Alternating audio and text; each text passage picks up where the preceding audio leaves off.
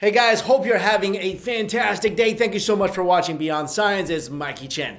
Superpowers is something I love talking about on this channel because, well, I think most people in the world want them. Be honest, who doesn't want to be able to fly or teleport and be like a real life X-Man? Except I wouldn't really want to be this guy. I mean, his power is just basically turning himself into a cactus. So if I had to ever fight him, all I gotta do is keep my distance and get a stick. Anyway, speaking of superpowers, there is a really interesting report recently of an 8-year-old boy named JT who, along with his big brother Mason, apparently saved their father from being crushed by a car with the help of what he called angels. But recently, an 8-year-old boy named JT, along with his big brother Mason, apparently saved their father from being crushed to death by a car with the help of what he called angels. The father, named Stephen Parker, was working on a Toyota Prius with his sons at their home in Sugar City, Idaho, and the car accidentally collapsed on top of him when he was adjusting an axle. As a result, he was completely and utterly trapped under the car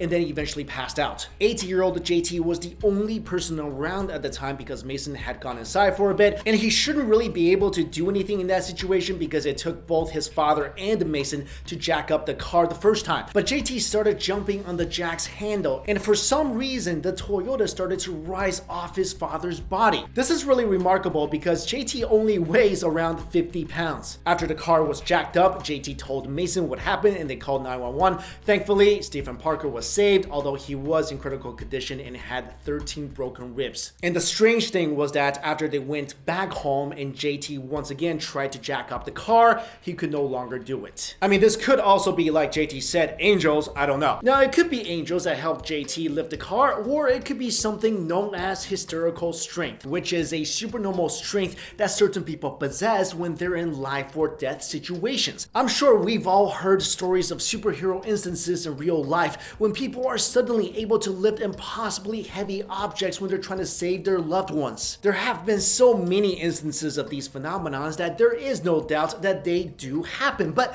what is this strength that people develop in random spur-of-the-moment occurrences? The exact reason or explanation for this extreme strength is still a bit unclear, but we do know that it has to do with the fear and pressure one feels in a certain situation that allows them to do the impossible. First of all, you should know that something like hysterical strength is very difficult to test in a lab because, as I mentioned before, it's something you experience in life or death situations. So unless you're put into that kind of situation in a controlled environment, it's almost impossible to reproduce its effects. But there have been experiments related to the strength of a person's grip before and after being stimulated with the electricity. And it was found that people have around 25% more strength after they've been shocked, which proves that people really do have strength that's usually locked up, but can be utilized when given a certain stimulant. Those who do believe that hysterical strength exists associated with something like an adrenaline rush. So let's talk about adrenaline for a minute here. Adrenaline, or more accurately known as epinephrine, is a hormone and a neurotransmitter that participates in the body's fight or flight response in certain high stress or dangerous situations. And adrenaline may be the cause for Hulk-like abilities because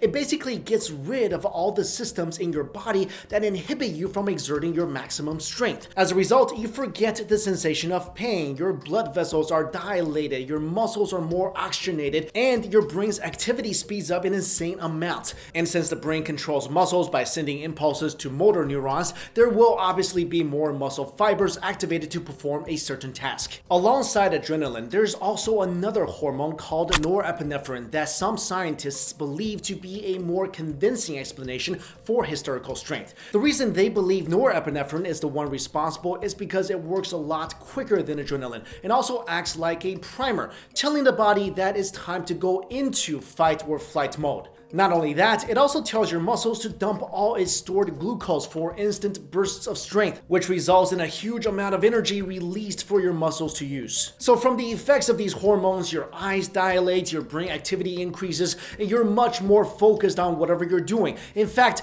all your focus is directed at a single point, whether it be escaping from a deadly situation or saving your loved one who's dying before your eyes. As a result, you get all the strength you never knew your body could exert. And if you're wondering why our bodies can't always use the maximum amount of muscle fibers, it's because, well, we're walking meat popsicles after all. And although no one is precisely sure, some studies show that people usually use as little as 25% of their total muscle fibers. That's because on a daily basis, your brain's kind of like, nah, I'm not gonna bother sending signals to all the muscle fibers because you don't really need that much strength. What I'm trying to say is the use of so much strength will strain our bodies and consume too much energy. And the hysterical strength state is only a temporary state that our body allows us to be in when the brain senses certain stimuli and then overrides all limiters in the body. If we were in a hysterical strength state all the time, then we probably won't be able to stay alive for too long. Another example of hysterical strength can be seen from people who are on meth or PCP. One report speaks of a person who was on PCP and jumped off a building that was 3 stories high.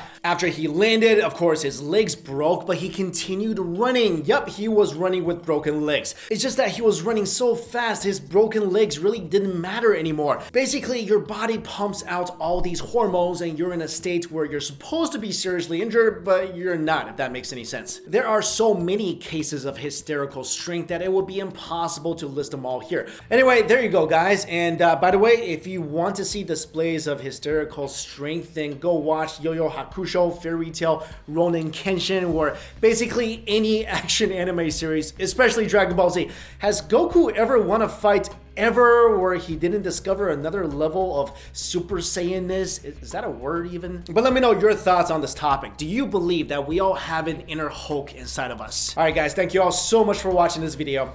I'll see you later.